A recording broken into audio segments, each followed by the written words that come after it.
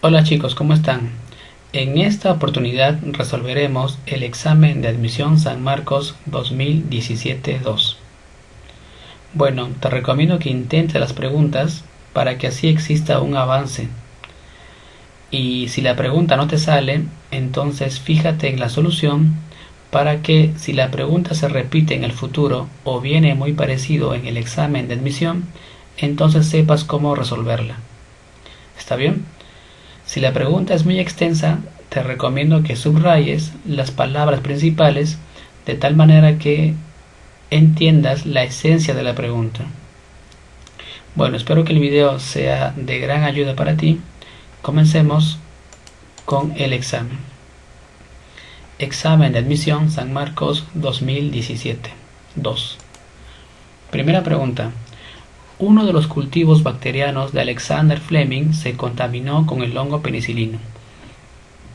Antes de eliminar el cultivo, se dio cuenta de que no había crecimiento de bacterias alrededor del hongo y supuso que el hongo liberaba una sustancia letal para las bacterias que se encontraban cercanas. Fleming hizo crecer el hongo en un medio líquido, filtró el cultivo y aplicó el líquido en el que había crecido el hongo a un cultivo bacteriano y las bacterias fueron eliminadas. Investigaciones posteriores dieron como resultado la producción del primer antibiótico, la penicilina. Reconozca los pasos en forma ordenada de la aplicación del método científico. Bueno, léelo con tranquilidad, pausa el video y ahora lo intentamos. La clave en esta pregunta es la C de casa. El método científico consta de 5 etapas, siendo la primera la observación. Aquí un fenómeno natural llama la atención nuestros sentidos, por ejemplo la precipitación. A ese fenómeno observado nosotros tenemos que extraerle datos exactos. Para ello haremos uso de instrumentos de medición. Entonces diremos lo siguiente: durante la observación se obtuvo que la precipitación fue de 500 mililitros por metro cuadrado de área. ¿Está bien? Entonces, la observación no solamente es mirar, sino también extraer datos exactos con ayuda de materiales de medición. Siguiente, la hipótesis. Durante la hipótesis se plantea una explicación racional de lo que se está observando. La hipótesis también tiene carácter provisional hasta que no haya sido confirmada o rechazada. También tiene valor predictivo, es decir, puede anticipar lo que estoy observando. Luego viene la experimentación. Durante la experimentación se recrea el fenómeno que he observado, pero de manera controlada. ¿Está bien? Entonces, si yo observé la precipitación, entonces tengo que reproducir aquí la precipitación. Y para ello necesito de datos exactos de la observación. Por ese motivo, era de exigencia que los datos obtenidos sean exactos. La experimentación puede realizarse en un laboratorio, como en este caso, o también en el campo. Por ejemplo, si la observación es la migración de sajínos en la selva, para observar la tasa de natalidad, mortalidad y la dinámica de la población, entonces obviamente esto no se puede experimentar en un laboratorio. En este caso, el laboratorio vendría a ser el campo. ¿Está bien? Lo importante de la experimentación es que aquí se aprueba la veracidad o falsedad de tu hipótesis. ¿Está bien? Luego viene el análisis de resultados. Aquí se hace uso de la estadística y de la matemática y se descartan posibles errores de la experimentación. Por ejemplo, si la experimentación generó 1000 datos, pero de los 1000 datos existen 5 errores, entonces mediante la estadística se van a eliminar. ¿Está bien? De repente esos 5 errores se deben a que la balanza estaba mal calibrada, o de repente se debe a que el personal que se encargaba de hacer la medición estaba con sueño. Entonces todo ello se va a eliminar durante el análisis de resultados y se va a generar tablas de estadística, tablas de barras, de pie, etc., con porcentajes y números. Finalmente, se repite varias veces el experimento y si se llega al mismo resultado, entonces se puede concluir. Por lo tanto, la clave es observación, luego la hipótesis, la experimentación, el resultado y finalmente la conclusión. Ahora, del texto del problema vamos a identificar los 5 pasos del método científico. Entonces comencemos. Fleming se dio cuenta. Se dio cuenta hace referencia a la observación. La observación fue de que no había crecimiento de bacterias alrededor del hongo. Luego viene su hipótesis. Entonces, él supuso, Fleming supuso. Al suponer, Fleming está planteando una hipótesis. Él supone que el hongo libera una sustancia letal, obviamente que va a matar a las bacterias. Luego, tiene que hacer una experimentación. Entonces hizo. Fleming hizo. ¿Qué hizo? Hizo crecer el hongo en un medio líquido, de tal manera que obtuvo como resultado las bacterias eliminadas. Finalmente se hizo más investigaciones, repeticiones, y se llegó a concluir que la sustancia que producía la muerte de bacterias era la penicilina, el cual es el primer antibiótico. ¿Está bien? Entonces aquí están los 5 pasos del método científico y la clave es clave C de casa. Siguiente pregunta. Marcelo está leyendo un libro acerca del origen de la Tierra y de cuando los océanos estaban llenos de unas bolsitas que guardaban en su interior el agua salada.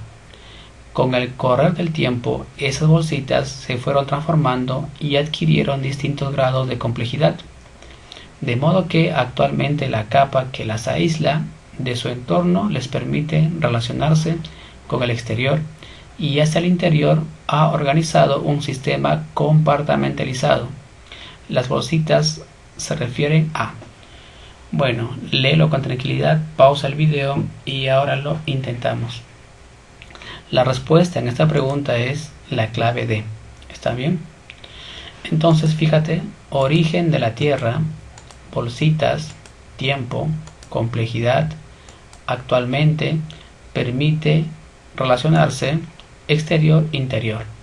Mira, durante el origen de la Tierra existía unas bolsitas que con el tiempo adquirieron complejidad y actualmente le permiten relacionarse tanto exterior como interiormente, pero interiormente han generado un sistema compartimentalizado.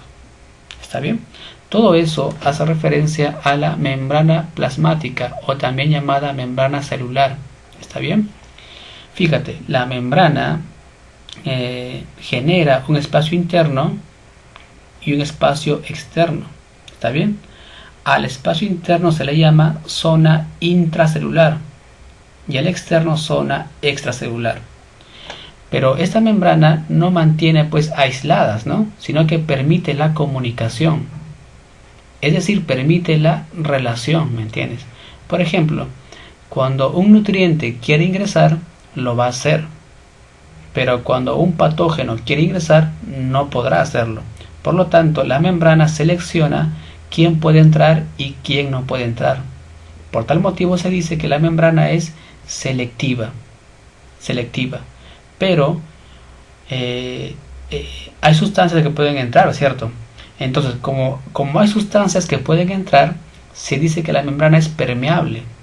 Porque si fuera impermeable, entonces nada podría entrar. Entonces, resumiendo, se dice que la membrana es selectiva y permeable, es decir, selectivamente permeable. ¿Está bien? Ahora, la parte interna, la zona intracelular, se caracteriza porque tiene membranas, fíjate acá, membranas. En este caso, la carioteca, el retículo endoplasmático y el aparato de Golgi. Estos tres me conforman el sistema de endomembranas. Y justamente el sistema de endomembranas caracteriza a la célula eucariota, porque las células procariotas no tienen un sistema de endomembranas. Fíjate, aquí está una membrana externa y aquí está otra membrana dentro de la célula, es decir, existen membranas dentro de otra membrana. Entonces a ello se le denomina un sistema de endomembranas, que solamente está presente en células eucariotas. ¿Está bien? Y justamente a esto se le dice que está compartamentalizado. ¿Está bien? Tiene comparticiones. Ahora, esta membrana citoplasmática tiene un modelo, ¿no? El modelo es de mosaico fluido, establecido por Singer y Nicholson, el cual te dice que la membrana está conformada por fosfolípidos y proteínas. ¿Está bien? Y bueno, entonces la clave es clave D. Y para terminar, pues te cuento que el origen de la Tierra, tú sabrás que durante el origen de la Tierra, para empezar, la vida se originó en el agua, en los océanos. ¿Por qué? Porque en la Tierra las condiciones eran agrestes, había mucha radiación. Por tal motivo, en el agua, en los océanos, se originó la vida. Las bolsitas. Las bolsitas, pues son los famosos coacervados, protovioles, todo lo que has leído en tu tema de evolución, que con el tiempo alcanzaron complejidad, porque en un inicio solamente albergaban pues gotas de grasas, aminoácidos, pero con el tiempo evolucionaron y se convirtieron en partes complejas, de tal manera que actualmente permiten relacionarse con el exterior y con el interior, y dentro forman una compartimentalización. ¿Está bien? Entonces la clave es clave de la membrana celular de la célula eucariota actual. Siguiente pregunta. Una paciente con medicación constante, decide preservar sus óvulos y acude al médico con la finalidad de criogenizarlos. Tras sucesivos exámenes, su solicitud es rechazada con el argumento de la acción directa de los fármacos sobre la ovogénesis. ¿Cuál de las siguientes opciones explicaría la acción del fármaco? Dato, ovocito 2N y óvulo 2N. Bueno, léelo con tranquilidad, pausa el video y ahora lo resolvemos. La clave es clave A. Fíjate, exámenes, acción directa, aquí está. Entonces, una paciente que consumía fármacos, ¿está bien? Se medicaba con fármacos, quería criogenizar su óvulo, es decir, congelarlo. De repente la paciente quería ser madre dentro de 10 años, pero dentro de 10 años sus óvulos estarían gastados. Por tal motivo, mientras está joven, sus óvulos son fértiles. Entonces quiere congelarlos para que en el futuro, cuando quiera ser madre, los descongele pues y pueda fecundarlo, ¿no? Entonces, la paciente pide una solicitud para congelar sus óvulos, pero sin embargo, se hace exámenes médicos y su solicitud es rechazada. La rechazan. Lo rechazan ¿por qué? Porque el consumo de fármacos, que ella consumía fármacos, está causando una acción directa en la ovogénesis. De tal manera que el ovocito es 2N y el óvulo es 2N. ¿Está bien? Entonces fíjate, ¿qué es ovogénesis? La ovogénesis simplemente es la formación de óvulo. ¿Está bien? De óvulo. La ovogénesis forma parte de la famosa gametogénesis. En los seres humanos existe la gametogénesis masculina y la gametogénesis femenina. En la gametogénesis masculina se generan los gametos masculinos, los espermatozoides, mientras que en la gametogénesis femenina se genera óvulos y se denomina ovogénesis. ¿Está bien? Entonces, la ovogénesis involucra que la célula va a realizar meiosis, es decir, va a formar células hijas con la mitad de la carga cromosómica. Sin embargo, Fíjate aquí. Sin embargo, este ovocito que debe realizar meiosis no lo está haciendo, porque este óvulo que debe tener carga N haploide tiene carga diploide. Es decir, no está ocurriendo una segregación, no está ocurriendo una correcta separación, división. Es decir, el fármaco está evitando la disyunción cromosómica. Ahora lo explicamos con gráficos. Aquí tenemos una célula normal, ¿está bien? Que se encuentra en metafase, formando pues la famosa placa ecuatorial, línea ecuatorial. Aquí tenemos a un cromosoma doble que está conformado por dos cromátides hermanas, ¿está bien? O también llamado cromosomas simples. Entonces, luego de la metafase proviene la anafase. Durante la anafase, el cromosoma doble se rompe y cada cromátide ahora migra hacia los polos, ¿está bien? Y luego se genera la citocinesis, es decir, la división del citoplasma. Entonces esta célula me quedará pues con dos cromátides y esta parte me quedará con dos cromátides, es decir, la anafase está ocurriendo de forma normal, ¿está bien? Sin embargo, cuando la anafase ocurre de forma anormal, ocurre un fenómeno que se llama la no disyunción, ¿está bien? La no disyunción origina que las cromátides no se separen de forma correcta, sino de forma incorrecta. Fíjate aquí, esta célula, después que se divida, va a poseer tres cromosomas con tres cromátides, mientras que la célula que está aquí te va a quedar pues solamente con una cromátide, que formará pues el único cromosoma que tendrá esta célula. Entonces, si consideramos que este ejemplo es para gametogénesis o ovogénesis, entonces fíjate aquí, esta célula me quedará con tres cromosomas y esta célula me quedará solamente con un cromosoma.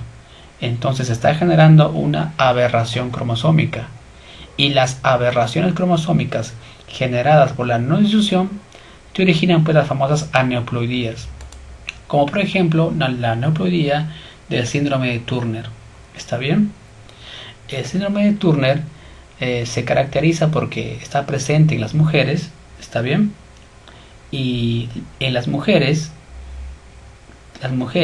que sufren de Turner carecen de un cromosoma X. Es decir, las mujeres normales presentan dos cromosomas X. Sin embargo, una mujer que padece de síndrome de Turner solo tiene un cromosoma X, ya que el otro está ausente, porque probablemente durante la división celular se generó una célula con un solo cromosoma y el otro no está. De tal manera que te genera una monosomía, ¿está bien? Esta persona ya no tiene 46 cromosomas. Esta persona tiene ahora 45 cromosomas nada más, porque le falta uno. También puede ocurrir, por ejemplo, en el famoso síndrome de Down. En este caso, por ejemplo, aquí esta célula que se va a formar de aquí tiene 3 cromosomas. Tiene en exceso. Entonces, probablemente te va a generar una trisomía. ¿Está bien? El síndrome de Down afecta tanto a mujeres como a varones, ¿no? Y se caracteriza porque en el par 21 encontramos 3 cromosomas, cuando normalmente debería haber 2. Y probablemente se debe a que existió una no disyunción, una mala segregación, una aberración cromosómica. ¿Está bien? Entonces, fíjate aquí, acá está ocurriendo una separación normal, una segregación normal, es decir, una disyunción normal. Sin embargo, acá ocurre una no disyunción, es decir, una mala separación. ¿Está bien? Sin embargo, fíjate acá, el ovocito 2N no se separa, el ovocito 2N no hace meiosis. Entonces, ni de forma correcta ni de forma incorrecta. ¿Está bien? Entonces simplemente el fármaco está evitando la disyunción. evita la separación, ya sea correcta o incorrecta, evita, porque 2n no se está dividiendo y el lóbulo te queda como 2n. ¿Está bien? Recuerda, disyunción es separación, nada más, separación. Aquí ocurre una disyunción normal, acá es la no disyunción, que es cuando se genera pues una mala separación y se generan las aberraciones cromosómicas.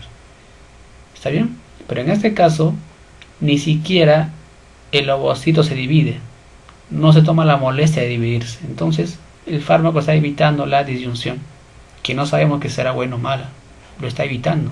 ¿Te das cuenta? Entonces, clave arbolito.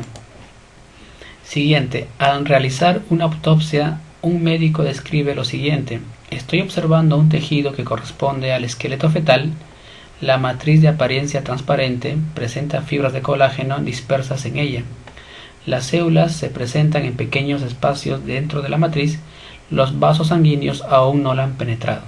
¿Qué tejido ha sido descrito? Te pregunta. Entonces, pausa el video, inténtalo. Ahora lo resolvemos. La clave aquí es clave tejido cartilaginoso. ¿Está bien? Entonces subrayamos tejido fetal, colágeno. Aquí está. Fíjate aquí. Un médico está analizando un tejido de un esqueleto fetal y se da cuenta que presenta matriz transparente y presenta abundante colágeno. Además que los vasos sanguíneos o capilares están ausentes, es decir, no la han penetrado. Entonces, aquí la pregunta se puede sacar de forma rápida por esta frase, fíjate, esqueleto fetal. Resulta que cuando el ser vivo está como feto, aún no presenta un esqueleto óseo. El esqueleto del feto es de cartílago, ¿me entiendes? Entonces, al leer esqueleto fetal, automáticamente la clave sería pues clave E, porque los fetos no tienen un esqueleto propio, óseo, sino que está formado por cartílago, ¿me entiendes? Digamos que el cartílago en el feto es como un esqueleto provisional, mientras que los huesos van creciendo. ¿Está bien? Entonces, el esqueleto fetal está formado por tejido cartilaginoso. El tejido cartilaginoso está formado por unas células denominadas condrocitos. ¿Está bien? Ya, hasta ahí memorízalo. Ahora, el tejido cartilaginoso no es otra cosa que un tipo de tejido conectivo. ¿Está bien? Ahora, sin embargo, el tejido cartilaginoso, como aquí dice, carece de vasos sanguíneos, es decir, no tiene vasos sanguíneos. Entonces, si no tiene vasos sanguíneos, entonces ¿cómo se nutre? Porque tú recordarás que la importancia de los capilares o vasos sanguíneos es la nutrición, llevar los nutrientes. Entonces, si el cartílago no presenta vasos sanguíneos, entonces se nutre por difusión. ¿Está bien? Por difusión. Y para ello hace uso de un tejido conectivo especial, tipo fibroso, el denominado pericondrio. El pericondrio entonces se va a encargar de nutrir y también eliminar los residuos del tejido cartilaginoso, pero también se encarga de recubrir al cartílago. ¿Está bien? Es como si estuviera rodeando al cartílago, lo rodea. El pericondrio internamente, en su capa interna, tiene una célula denominada células condrogénicas. Células condrogénicas, o decir génica, que van a formar algo, ¿cierto? Entonces las células condrogénicas van a formar una célula denominada condroblasto.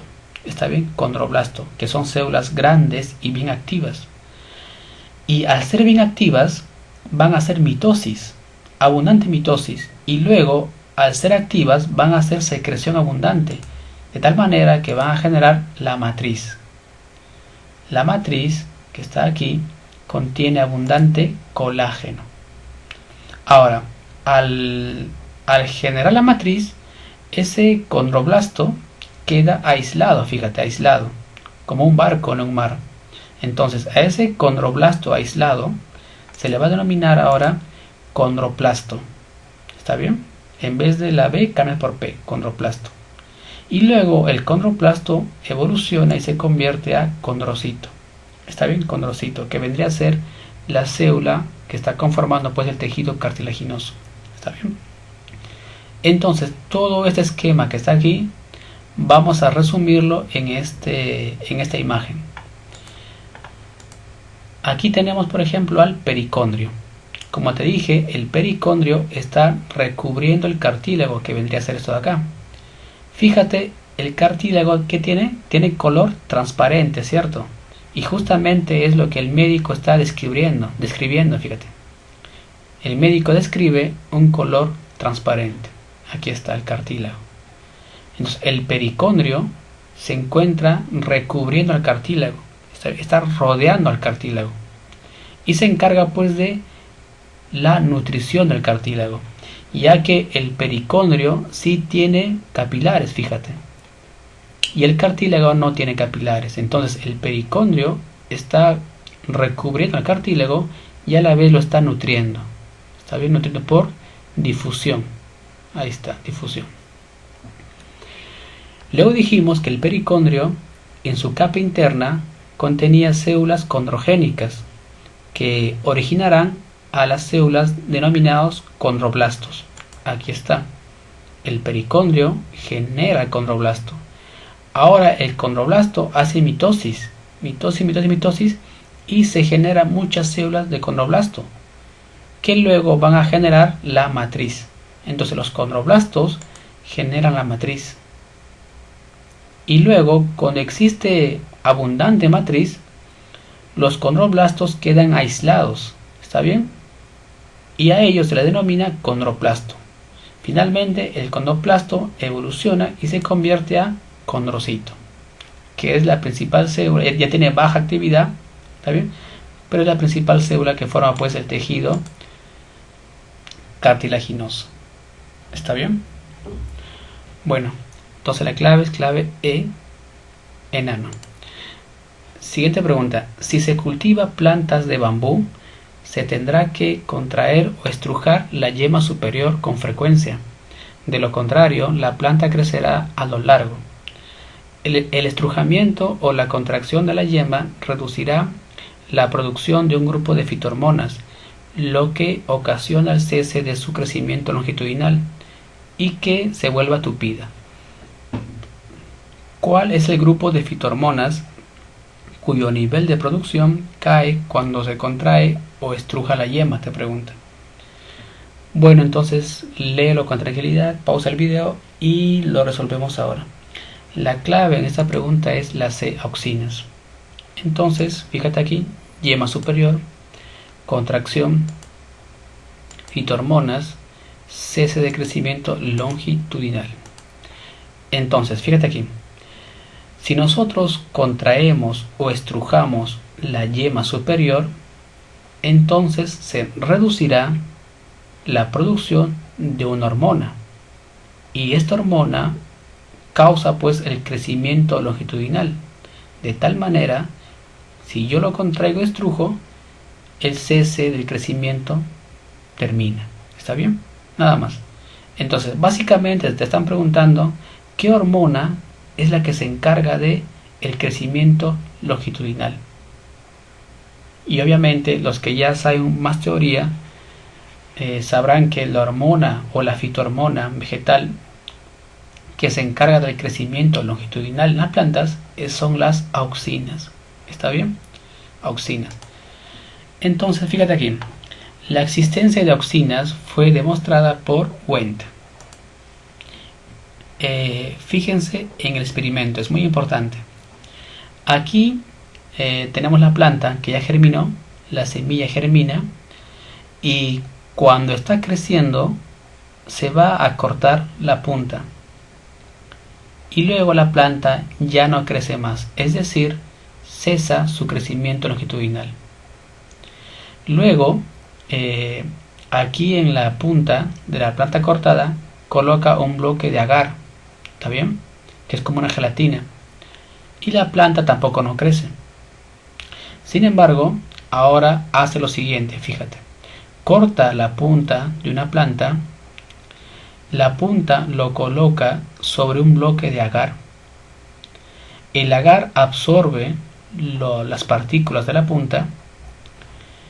El agar con las partículas ahora se coloca sobre la planta cortada y la planta comienza a crecer. Entonces, Wendt dijo lo siguiente: en la punta debe existir algo que hace que la planta comience a crecer. ¿Está bien?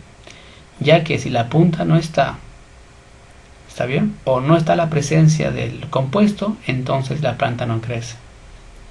Entonces, en este bloque de agar es donde Wendt aisló la auxina, esa hormona.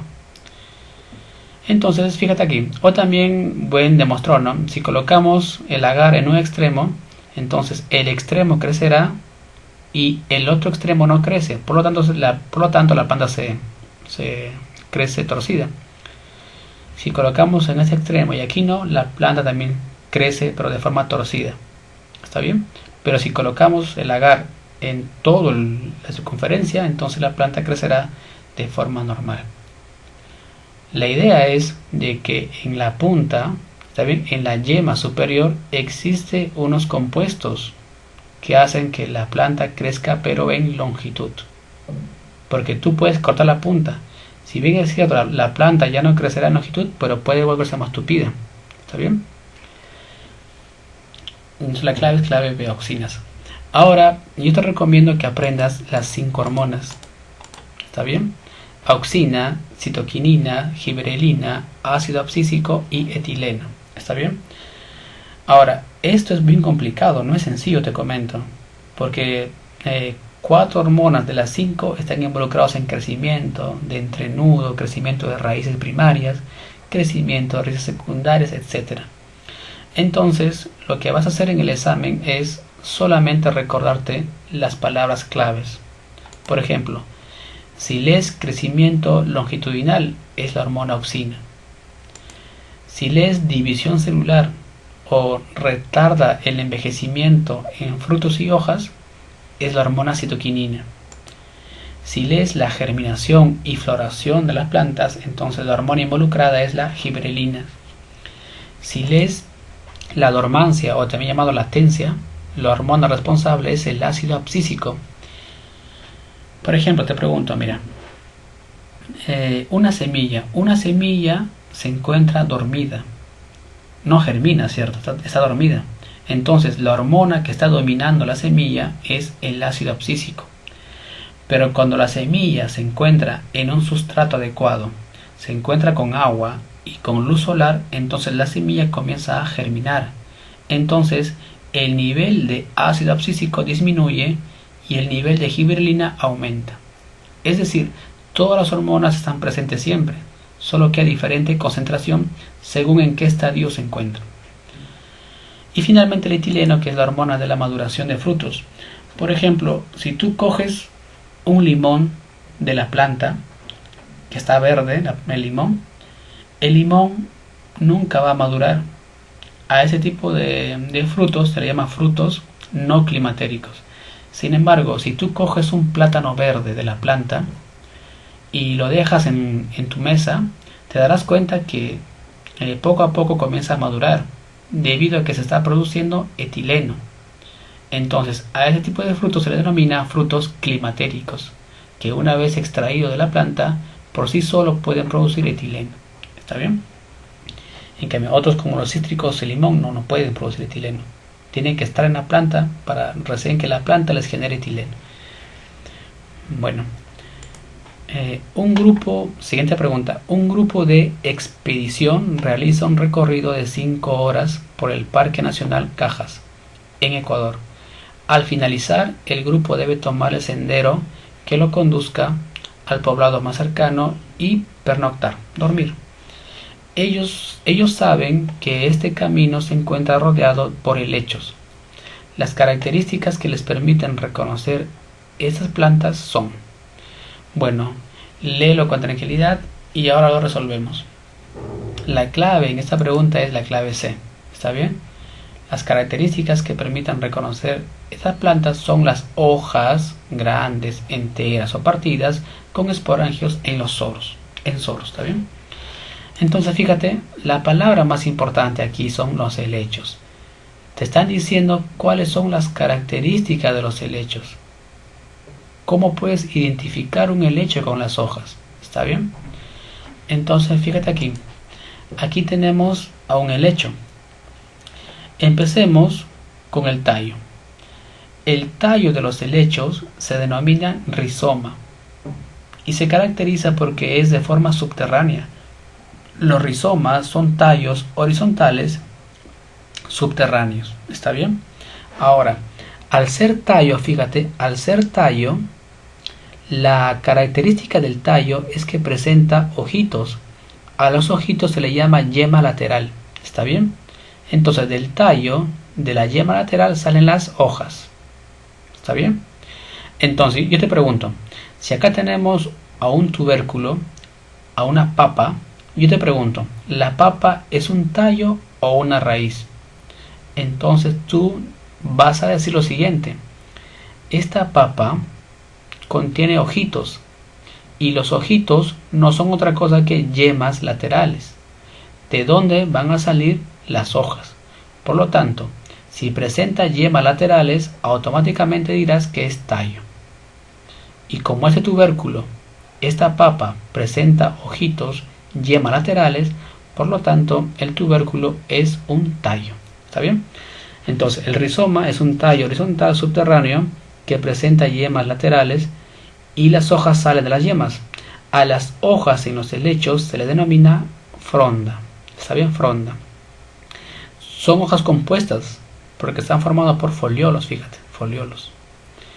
Ahora, en las hojas compuestas, en el revés, en el en vez, se encuentran unos paquetitos que se denominan soros. Cada paquetito tiene abundante esporangio, ¿está bien? Que vendría a ser como esta cápsula, ¿no? Como esta cápsula. Y dentro de cada esporangio encontramos muchas esporas. ¿Está bien? Nuevamente, a ver. El tallo se denomina rizoma. Y como es tallo, tiene yemas laterales. De cada yema sale una hoja, al cual se le denomina fronda, que es hoja compuesta porque está formado por foliolos. En el en vez de la hoja se presentan unos paquetes denominados soros. En los soros existen esporangios que están protegiendo o están cubriendo o albergando a las esporas. ¿Está bien? Entonces las hojas de los helechos son grandes, ¿está bien? Y presentan esporangios con soros. Aquí está, esporangios en agrupación formando los soros. Bueno, siguiente pregunta. Cada organismo eucariótico contiene una o más series de cromosomas nucleares lineales, que contienen los genes con la información que es transmitida hacia su descendencia y conservan a través de generaciones la información de la especie. Esto se realiza en cada célula del individuo a través de divisiones celulares como la mitosis en células somáticas y la meiosis en células germinales.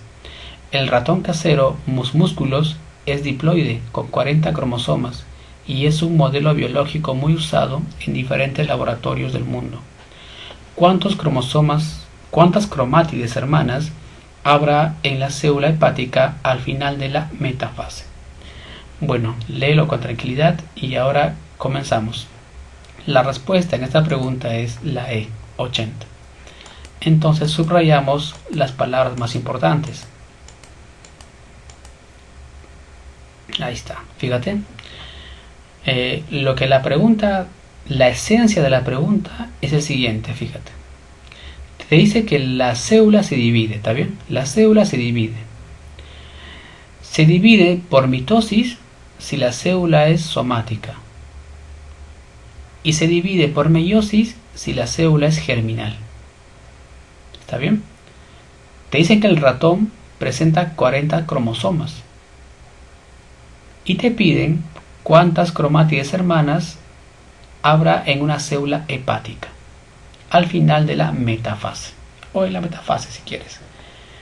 Entonces yo te pregunto, ¿las células hepáticas son células somáticas o son células germinales?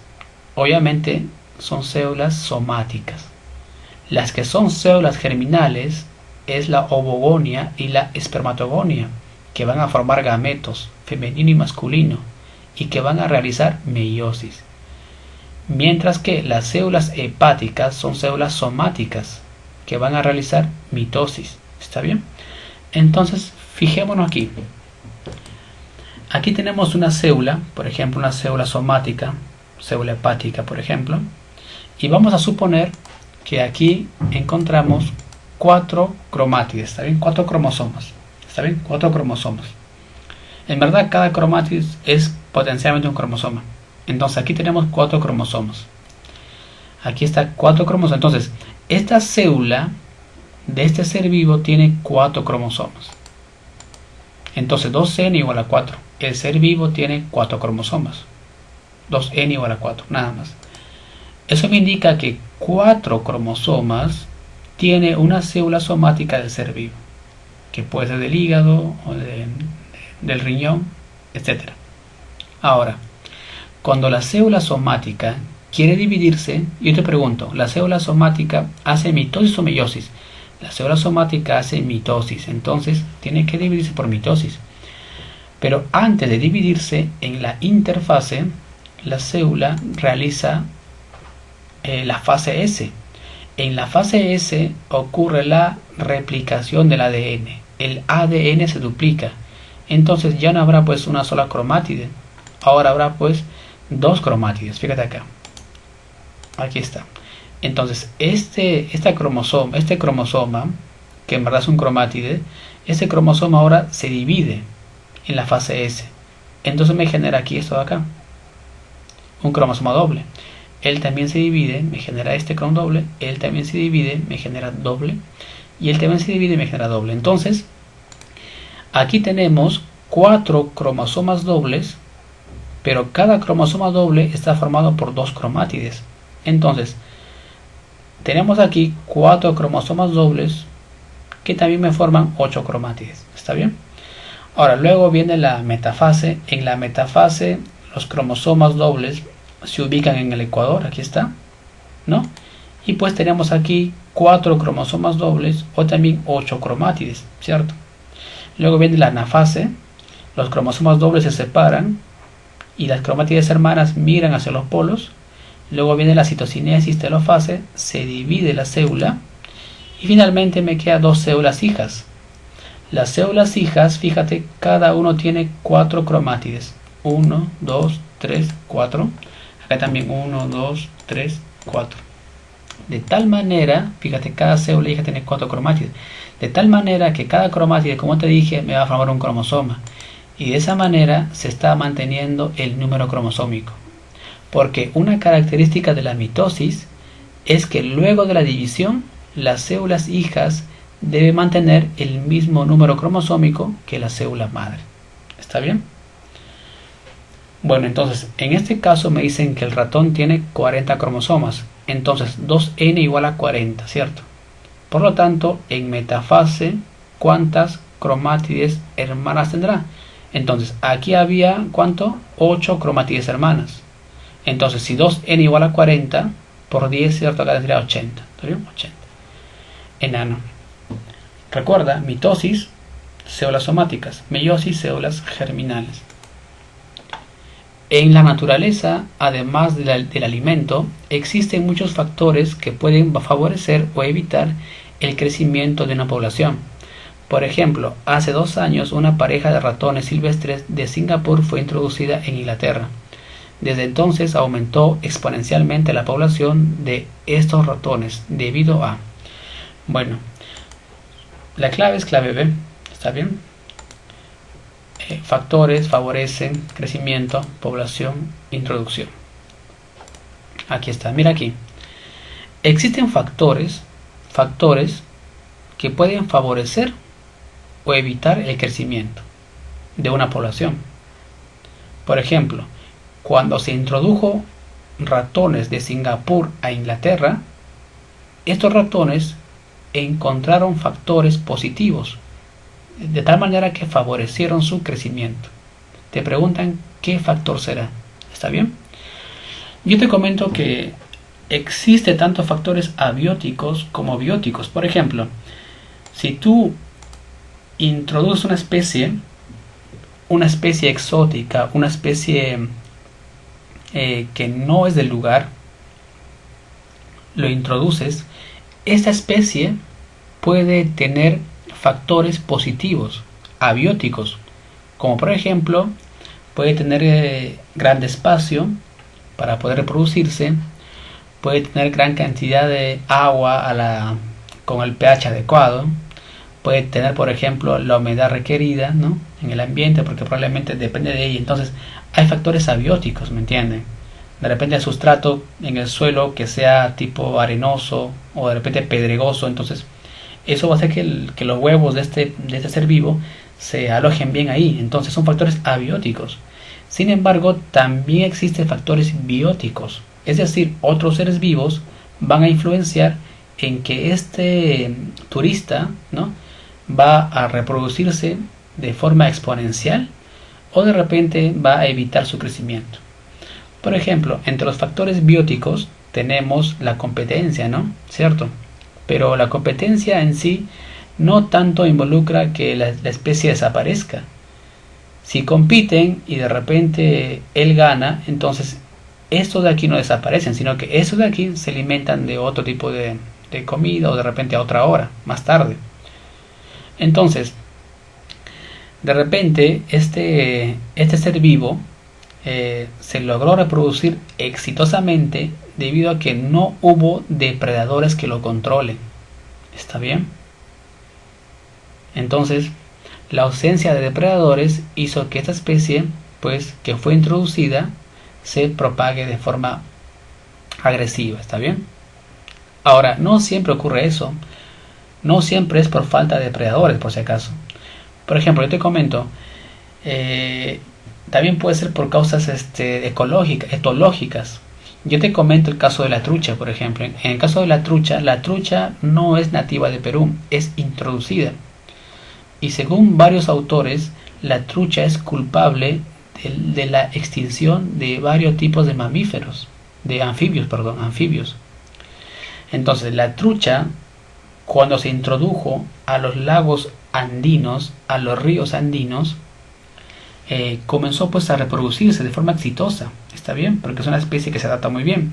Pero sin embargo, la trucha tiene una característica, que es carnívoro. Entonces se alimentaba de los huevos de anfibios. Si bien es cierto, no se alimentaba del anfibio adulto, se alimentaba de los huevos. Entonces el anfibio ya no tenía descendencia.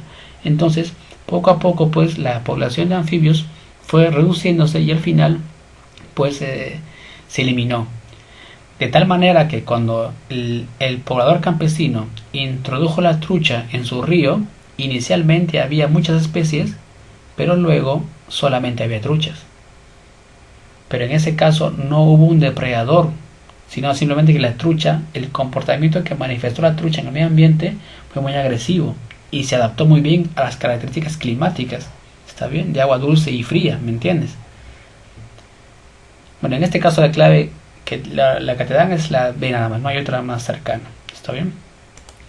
Aquí fíjate, miren, aquí supuestamente es una clase donde el profesor está indicando, ¿no?, cuáles son las consecuencias de introducir especies exóticas a un lugar, ¿me entiendes? Entonces, por ejemplo, te cuento el caso de para que se pueda exportar madera, por ejemplo, a Europa o Estados Unidos, esa madera tiene que pasar por una serie de requerimientos, ¿no?, y procesos. Porque, ¿qué pasaría si la madera se exporta y cuando ya está en Europa comienzan a emerger las larvas que se encuentran dentro de la madera? Esas larvas nacen allá y por casualidad de la vida ese ambiente les encanta, les gusta, porque no hay depredadores, hay mucho alimento y la temperatura es muy buena. Entonces las larvas comienzan a reproducirse y finalmente se convierte en una plaga en Europa. ¿Me entiendes? Por ese motivo, para poder exportar un alimento, un producto, pasa por una rigurosa control de calidad. ¿Me entienden? Porque esa especie se puede adaptar muy bien y luego desplazar a otras especies. Desplazar. ¿Está bien? Bueno. De repente han escuchado también del coto de caza del Angola, Cajamarca, ¿no? También es un caso de esto. Cuando se introdujo venados, la cola blanca, la cola gris, y los venados se adaptaron muy bien a la condición climática, alimento. Entonces había mucho venado, entonces se estableció pues un modelo de aprovechamiento en el cual pues se usa la caza deportiva, ¿no? Y en la caza deportiva se caza venados, cola gris, cola blanca, y pues no se afecta a la población porque hay muchos venados, se reproducen mucho. Obviamente eso se realiza con un guía, ¿no? Que sabe que se caza a los machos, no las hembras, y adultos, ¿no? Etcétera, ¿no? Bueno, siguiente pregunta. Al colocar durante 2 horas un ratón y una planta bajo una campana de vidrio herméticamente sellada e iluminada, los niveles de oxígeno O2 y dióxido de carbono CO2 se mantienen constantes. ¿Qué sucederá al colocar 2 ratones bajo la misma campana y en las mismas condiciones? Bueno, una pregunta muy interesante. Pausa el video, inténtalo y ahora lo resolvemos, ¿no? La clave en esta pregunta es la clave D. Entonces, aquí viene la explicación. Ratón y una planta. Constantes, 2 ratones. Entonces, mira, se colocó un ratón y una planta, está bien, en una campana de vidrio. Y resulta que para un ratón y para una planta, es decir, de 1 a 1, los niveles de oxígeno y dióxido de carbono eran constantes. ¿Qué pasará si tú introduces 2 ratones en la misma planta? ¿Está bien? Te preguntan esto. Entonces fíjate. Aquí tenemos el famoso experimento del señor Joseph Priestley. Él introdujo un ratón, ¿está bien?, en una campana y luego de varias horas el ratón murió. Él introdujo una vela y luego de varios minutos la vela se apagó. Entonces, Priestley pudo inferir algo, ¿no? Él infirió entonces que el ratón producía algo en el aire que hacía que el aire sea no apto para la vida. ¿Está bien? Del mismo modo, la vela al encenderse producía algo en el aire que lo hacía no apto para la vida. Por tal motivo morían. Entonces, Priestley usó un recipiente cerrado donde colocó una vela y un ser vivo. La combustión de la vela y la acción del ser vivo, o sea, la respiración, hacían que el aire no sea apto para la vida. Entonces, él dijo, de repente, el ser vivo y la combustión generan sustancias que hacen que el aire sea no apto. Pero, si fuera así, entonces todo el aire del mundo se acabaría. Por lo tanto, la naturaleza restaura el aire, porque si no fuera así, el aire se acabaría. Entonces él pensó, ¿no? Como aquí se está contaminando el aire, entonces debe haber algo que va a capturar esa sustancia tóxica del aire, porque si no, todos los seres vivos del mundo, los humanos también, mueren. Entonces hay algo que está capturando esa sustancia tóxica. Y luego repite el experimento, pero con una planta. Y se da cuenta que tanto el ratón como la vela no se muere ni se apaga. Por lo tanto, el que está purificando el aire son las plantas, ¿está bien? Y están capturando la sustancia tóxica que afecta al aire. Obviamente, él no habló de CO2. A él se le considera como el que descubrió el oxígeno, pero sin embargo Lavoisier fue el que se atribuye a eso, ¿no? Porque él fue el que demostró Lavoisier. Él no supo cómo explicarlo, o sea, el funcionamiento me refiero. Está bien, entonces ahora hagamos el experimento. Tanto ratoncito como la vela generan pues gases, ¿cierto? CO2. Entonces, como existe CO2, pues ellos van a morir, ¿cierto? El ratón muere y la vela se apaga, debido a que ya no existe oxígeno. ¿Está bien? Pero al colocar una planta, la emisión de CO2 es capturado por la planta. Y finalmente la planta, como producto, les entrega oxígeno. ¿Está bien? Entonces todo esto es ya el desenlace pues de las investigaciones futuras, ¿no? Pero el principio fue esto. ¿Está bien? Entonces la sustancia tóxica era pues ese CO2 que estaba ahí, el que causaba que se mueran el ser vivo o la combustión se termine. Y hoy en día se considera pues que los factores que afectan la fotosíntesis son la temperatura y el CO2, nada más. Entonces a más CO2 hay, entonces va a aumentar la tasa de fotosíntesis. ¿Está bien? Sin embargo, esto también tiene sus regulaciones, ¿eh? No es que siempre que haya más CO2 aumenta, tiene un límite, pero por lo general la tasa de fotosíntesis se mide con la presencia de CO2. ¿Está bien? Y por lo general a más CO2 se forma pues más glucosa, porque el esqueleto carbonado de la glucosa es carbono, y justamente el esqueleto de la glucosa es carbono que proviene del CO2. Entonces, más fotosíntesis, más glucosa. Y la glucosa tiene como esqueleto al carbono que proviene del CO2, emitido por los dos ratones. ¿Está bien? Bueno. Siguiente pregunta. La retroalimentación o feedback es el mecanismo mediante el cual se regula la producción y liberación de una hormona. Si se detecta bajos niveles de una hormona, inmediatamente se produce un estímulo para elevar su concentración. Cuando alcanza un nivel de equilibrio, el incremento se detiene. Si la hormona supera este nivel, se activa la inhibición para que los niveles de la hormona bajen. Este conocimiento permite explicar el gigantismo. Bueno, léelo con calma, pausa el video y ahora lo intentamos. Entonces, palabras clave. Bueno, la clave es la clave A. La retroalimentación o feedback regula la producción de liberación hormona. Si la hormona supera este nivel, explica el gigantismo. Entonces, mira, fíjate aquí.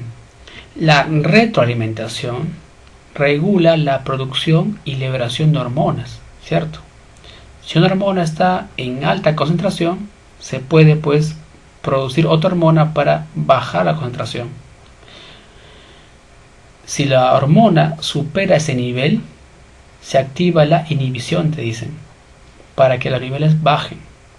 Sin embargo, existen casos como el gigantismo, ¿está bien? En la cual pues la hormona que se produce no se logra regular, sino que se produce de forma inesperada, de forma exponencial, se puede decir también. ¿Está bien? Entonces básicamente es eso. Te dicen que las hormonas se regulan, ¿está bien? Así como insulina y glucagón, ¿cierto? Si en la sangre hay más insulina, hay poco glucagón. Si hay más glucagón, hay poco insulina. Hay una regulación, son hormonas antagónicas. La presencia de uno inhibe la presencia del otro. ¿Está bien? Pero sin embargo, acá te dicen que la producción de hormonas no se detiene, ¿no? Y te está generando el gigantismo. ¿Está bien? Entonces, para los que de repente ya saben más teoría, simplemente con esta palabra gigantismo ya pueden sacar la clave, ¿no? Porque el gigantismo se ocasiona con la sobreproducción de la hormona de crecimiento y se llama pues la hormona somatotropina.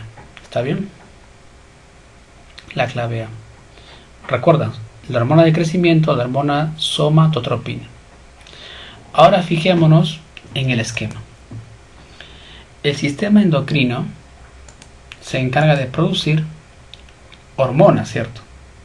Pero sin embargo, una excesiva secreción de la hormona de crecimiento llamado somatotropina te puede generar el gigantismo.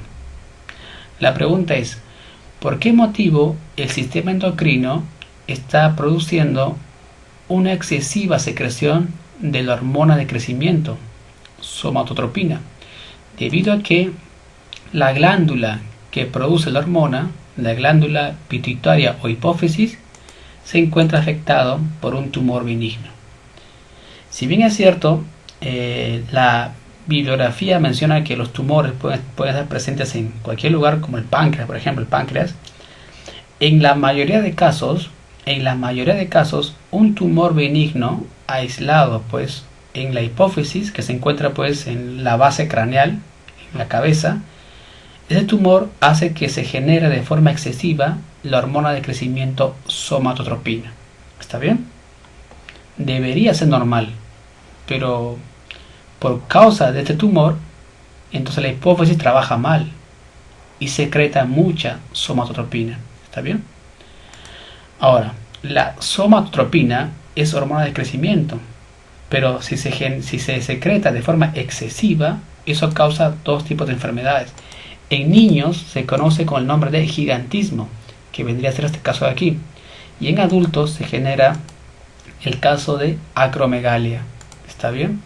Entonces, en niños el gigantismo se caracteriza porque ellos presentan tallas muy altas, presentan extremidades muy largas y con dedos gordos. ¿Está bien? Sus dedos son muy gordos. Sin embargo, en los adultos no significa que sean muy altos, sino que tengan deformaciones óseas. Pueden ser de tamaño, el adulto puede ser de tamaño promedio, pero sin embargo presentará crecimientos anormales en otras partes del cuerpo. Y eso ocasionará, pues, deformaciones óseas o un crecimiento muscular muy excesivo. ¿Está bien? Ahora, entonces diremos que esta hormona somatotropina estimula el crecimiento no solo de huesos, ¿está bien?, sino también de músculos y órganos. Y justamente estos últimos, pues, están más influenciados en el adulto, causando deformaciones, no tanto en tamaño, sino también en forma de los órganos. Y aquí está una imagen para que sea más representativo. Entonces, ya sea de huesos, músculos u órganos, existe un crecimiento desmesurado. ¿Está bien? Entonces, ahora nuevamente, a ver, el sistema endocrino es el que se encarga de producir las hormonas. ¿Está bien? La glándula pituitaria o hipófisis, que se encuentra situado en la base del cráneo, ¿está bien?, genera la hormona somatotropina, llamado hormona de crecimiento. Sin embargo, una excesiva secreción se puede originar porque aquí en esta glándula pituitaria existe un tumor benigno. ¿Está bien? Entonces, la excesiva secreción de la hormona de crecimiento te generará en niños gigantismo, que se caracteriza por tamaños altos, brazos bien largos y con dedos gordos, mandíbula sobresaliente también, y en adultos deformaciones óseas, y se llama la acromegalia. La hormona de crecimiento entonces estimula no solo el crecimiento de huesos, sino también de músculos y órganos. Finalmente se dice que el crecimiento es desmesurado. Entonces, por la liberación constante de hormona somatotropina se origina, pues, el gigantismo. Se explica el gigantismo. Clave A. Bueno, chicos, ojalá que te haya ido muy bien en el examen. Me cuentas cuánto te hiciste en el examen y pues para adelante, ¿no? Eso es todo por ahora. Nos vemos hasta la próxima.